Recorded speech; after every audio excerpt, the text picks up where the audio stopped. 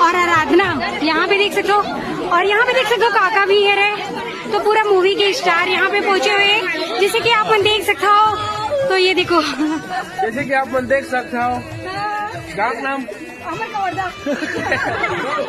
कौन सा पारा पारा केरन गाइस, और ये है खेड़ापति दादा जहाँ पे पहुंचे हुए गणेश भैया, जेकर अभी आ रही से मूवी गणेश के आराधना और दीदी यहाँ पे बैठे हुए।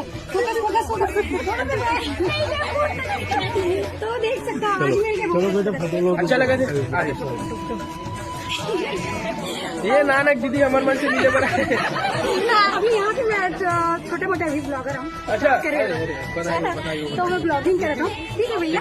तो मजा आ जाती है कॉमेडी ला देख के। ये दीदी मोर फिल्म देखे एक बदला में दीदी आपके चैनल के नाम सीजी फैमिली ब्लॉग।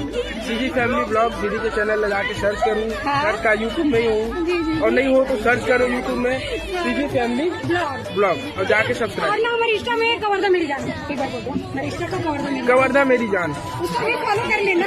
ओला भी फॉलो कर लो। धन्यवाद, थैंक यू। तो गाइस आप मन देख सकते हो, मिलके बहुत ही बढ़िया लगी। तो आप मतलब कैसे लगी कमेंट में जरूर बताओ।